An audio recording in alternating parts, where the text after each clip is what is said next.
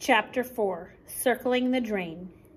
I could tie a Bachman, bowline, butterfly, figure eight, double fisherman, and a half dozen other knots with one hand in the dark. But I couldn't get the tie knot properly around my neck. The few times I'd worn one, Rolf had done the honors. The guard assigned to escort me to the courtroom finally came to my rescue. Between us, we figured it out. Then he led me into the courtroom. Sitting at a table to the left of the bench were the prosecuting attorneys, a man and a woman shuffling papers, barely looking up at the person whose life they were about to ruin. A table to the right were my attorneys, another man and woman. They too were shuffling papers, but they stopped when the guard passed me off to them, smiling, shaking my hand, introducing themselves. I didn't quite catch their names. I was too busy staring at the 5 people sitting behind them. Rolf, looking dapper and professional with a perfect knotted tie. Next to him were Patrice and Paula. They were a little teary-eyed but excited to see me wearing their favorite dresses, matching of course. They waved and tried to stifle giggles when I mouthed pee-pee at them.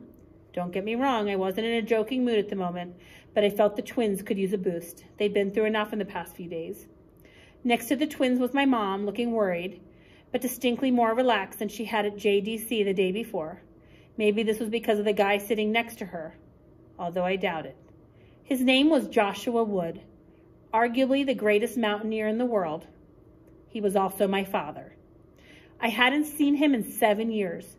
He looked about as comfortable in his suit as I felt in mine. He had shaved his trademark beard, recently by the looks of it. The skin beneath was pale compared to the upper part of his handsome face, which was windburned and sunburned.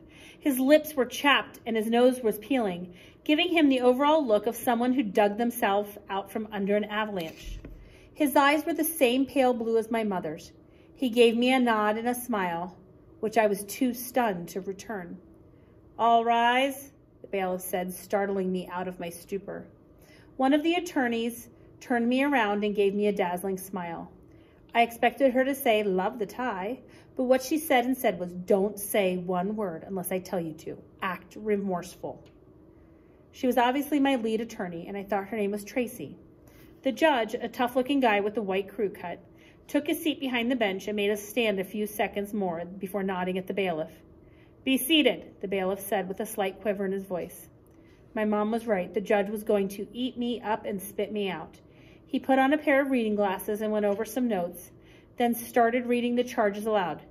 Criminal trespass, vandalism, reckless endangerment. It went on and on. Finally, reaching the end of the list, he pushed his glasses to the end of his nose and looked over the top of them directly at me. "How do you plead?" Tracy pulled me to my feet and whispered the answer in my ear. I wasn't sure I'd heard her right. She whispered it again with the same smile plastered on her face. I took a deep breath. "Not guilty," I said. "To all charges?" the judge asked incredulously. "That's right, Your Honor," Tracy answered, her smiling unwavering. "You gotta be kidding me. The state has videotape of him climbing the Woolworth building. There were 23 cops on the roof that saw him being pulled over the railing. He signed a statement attesting to the facts." "Duress," Tracy said. "He was exhausted, injured, and half frozen at the time."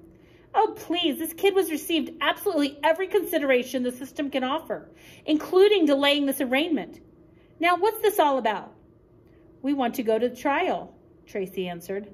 The artery in the judge's neck looked like they were going to burst. He glared over at the prosecutor's table. "Do you two know anything about this?" The prosecutors shook their head vigorously. "Perhaps we should retire to your chambers," one of them suggested. "Yes," said Tracy, agreed cheerfully. "The 4 of you crammed into my office?" The judge said, "Forget it. There's no one here but..." He noticed Patricia and Paula sitting behind, between my mom and Rolf. "Oh," he said, then looked over at the guard who had brought me down the elevator. "Do you think you can take these young ladies out and find them some ice cream?" "What about the prisoner?" the guard asked. "I think he'll hang around for this." He looked at the twins. "Do you like ice cream?" "Chocolate," said Paula. "Vanilla," said Patrice. "I think we can be arranged." "Do you want us to bring you back some peak?" Paula asked. "I bet they have strawberry," Patrice said, my favorite. But it sounded like allberry because she'd recently lost her front teeth. "Nah, I had a big bowl for breakfast." "You did not," they said in unison, giggling as the guard took them out. The judge waited for the door to swing completely closed before continuing the proceedings. He nodded at the court reporter. "We're off the record."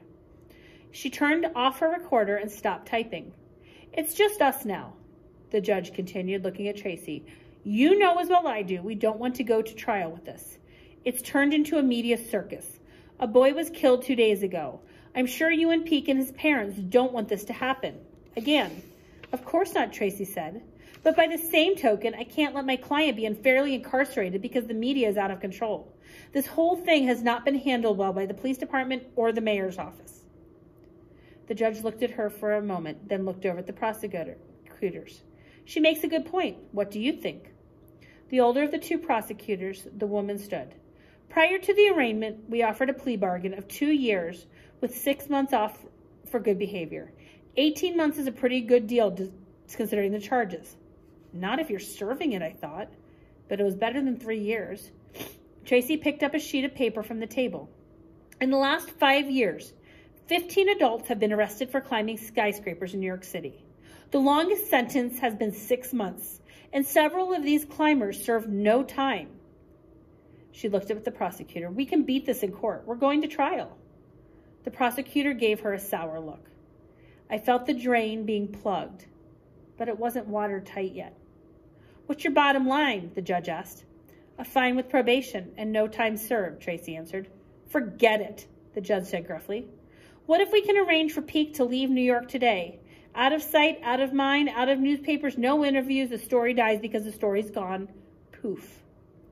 The judge almost smiled. "A disappearing act, huh? Explain." "Peek's biological father has offered to take custody of him." I whipped around so fast I hurt my neck.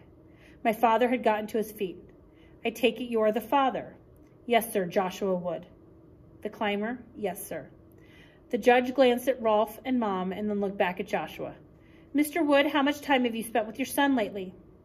"Not much in the past few years," he admitted. "Not any for the last 7 years, to be exact," I thought. "When Terry and Rolf got married," he continued, "we decided it would be best for Peek if I kept a low profile." That was the first time I'd ever heard of that. In fact, I wasn't sure my father knew that Rolf and my mother had married until he stepped into the courtroom. Maybe she had sent him a postcard or something. He certainly hadn't been invited to the wedding. "Why do you want to do this?" the judge asked. "Peek is my son. It's time I stepped forward and took some responsibility." I looked at my mother and Rolf. They were both staring straight ahead, expressionless. "What do you think?" the judge asked. Tracy elbowed me in the side and I turned around. "Me?" The judge nodded. That would be great, Your Honor." The judge turned his attention back to my father. "Do you have the wherewithal to support and raise a 14-year-old boy?" "We prepared a complete financial statement," Tracy said. She grabbed a sheaf of papers from his desk and took it to the bench. The judge flipped through the papers. "As you can see, Mr. Wood is a very successful businessman." "On paper," the judge said begrudgingly. "Where do you live, Mr. Wood?" "Chiang Mai," my father answered. "What state's that in?" "It's in Thailand." This was followed by a very long silence, and I felt the drain plug loosen. "What about Peak schooling?" the judge finally asked. "There's an international school less than 5 miles from my house. I've already enrolled him. He'll begin in August." "Peak is currently attending the Green Street School," Tracy said. "He only has one requirement left to complete this year, and it should be easily accomplished in Thailand." "The Green Street School," the judge smiled. "It just so happens I went to GSS when I was a kid." I didn't know they had legal prodigies. The judge waved the prosecutor to the bench, where they had a long, whispered conversation. When it was over, he looked at all of us one by one.